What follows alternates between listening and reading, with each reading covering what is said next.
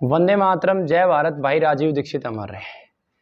पिछली वीडियो में मैंने अपने जीवन की प्रत्येक सच्चाई आपके सामने रखी कि किस प्रकार से जिस समय लगभग मेरी 5-7 वर्ष उम्र होती है, मेरे साथ है प्राकृतिक सेक्स किया गया।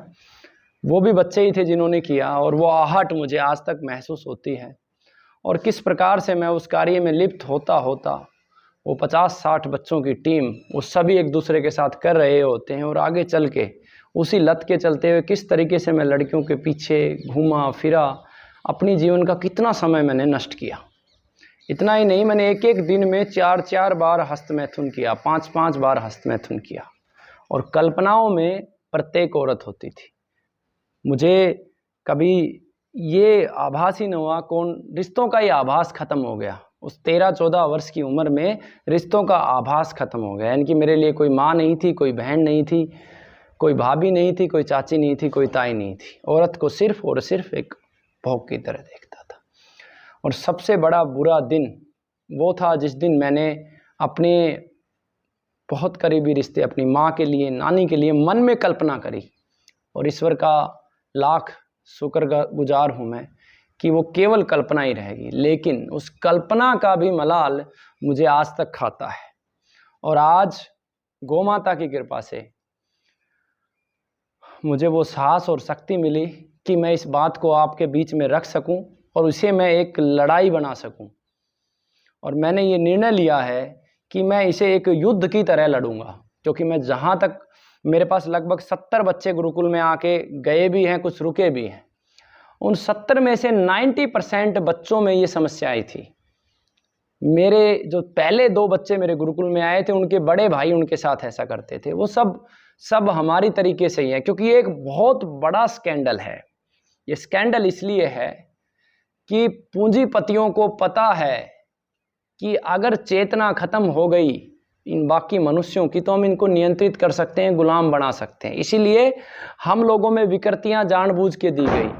मैं ऐसा नहीं करता कि जिस समय देसी बीज होते थे या पूंजीपति नहीं होते थे, उस समय भी विकृतियां थी, लेकिन आज विकृतियां चरम पे है। हमें जानबूझकर फुहड़ता परोसी जाती है, बचपन से फुहड़ता परोसी जाती है।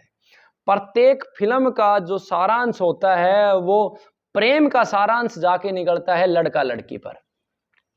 प्रेम केवल लड़का लड़की नहीं है, प्रेम केवल संबंध बनाना नहीं है, सेक्स करना नहीं है। प्रेम एक बहुत उच्च कोटि का विषय है।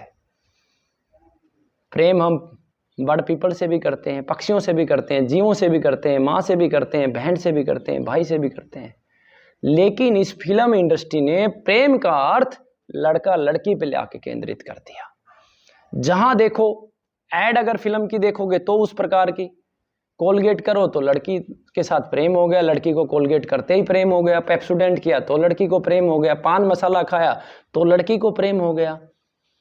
तो इस कुचक्र से समाज को बाहर निकालने के लिए मैंने ये निर्णय लिया है कि इस विषय पे मैं गांव-गांव, मैं घर-घर, हर स्थान पर जाऊंगा और मैं समाज को जागृत करूंगा। प्रत्येक पिता को कहूंगा, अपने बच्चे से पूछो कहीं वो ऐसा तो नहीं कर रहा, क्योंकि ऐसा करने से मैंने अपने जीवन को पूरा नष्ट किया है। सोचो, जिस एक बूंद वीर्य से 8 जीबी स्नायु मस्तिष्क के डिलीट होते हैं, शरीर की क्षमता खत्म हो जाती है, तो कैसे महाराणा प्रताप पैदा होंगे, कैसे भगत सिंह पैदा होंगे, कैसे राजीव दीक्षित पैदा होंगे। हमारी तो आने वाली पीढ़ी सात्विक ही नहीं रही। अब तो शादी से पहले सभी लोग अपने वीर्य को नष्ट कर रहे हैं, अपने बुरा हाल है। और मैं जहां तक देखता हूं कि अगले 8-10 वर्षों में ऐसी आग लगेगी इस देश में कि जब एक माता पिता अपने घर से निकलेगा तो वो अपनी बेटी को और अपने बेटे को अलग कमरे में ताला मार के जाएगा, और नहीं जाएगा तो विनाश दरवाजे पे खड़ा मिलेगा।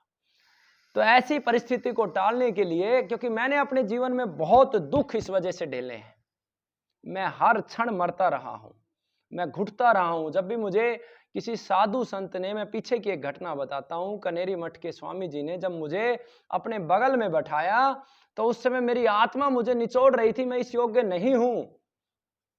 आज भी मुझ में वो क्षमता नहीं है।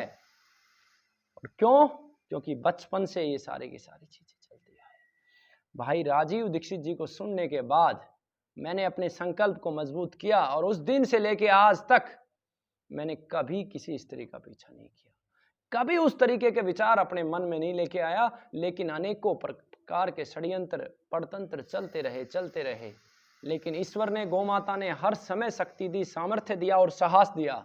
और आज सबसे प्रार्थना करता हूं कि इस लड़ाई में मेरा साथ दो। ये सपना भगत सिंह का है, क्योंकि भगत सिंह का एक सपना था व्यसन मुक्त भारत, व्यसन मुक्त भारत। और ये शब्द मैंने भाई राजीव दीक्षित जी के मुंह से सुना था कि भगत सिंह चाहता था व्यसन मुक्त भारत। वो चाहता तो शराब, बीड़ी, सिगरेट, गुटखा मुक्त भारत कर देता, लेकिन व्यसन इस समय दुनिया में अगर सबसे बड़ा व्यसन है तो ये जो बचपन से सेक्स का व्यसन हमारे शरीर में डाला जा रहा है, ये सबसे बड़ा व्यसन है। इससे उच्च कोटि का, इससे घटिया, इससे बड़ा, इससे विनाशकारी व्यसन इस समय पूरे संसार में दूसरा नहीं है।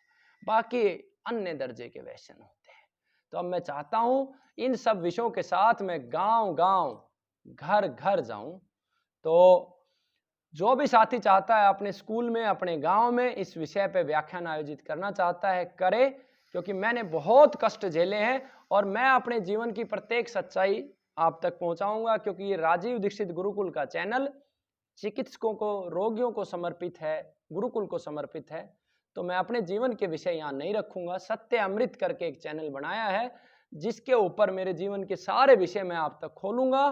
और उसके बाद जब तक सांस चलेगी और इस कार्य के लिए, भाई राजीव दीक्षित के सपनों के लिए, देश धर्म के लिए समर्पित रहेंगे।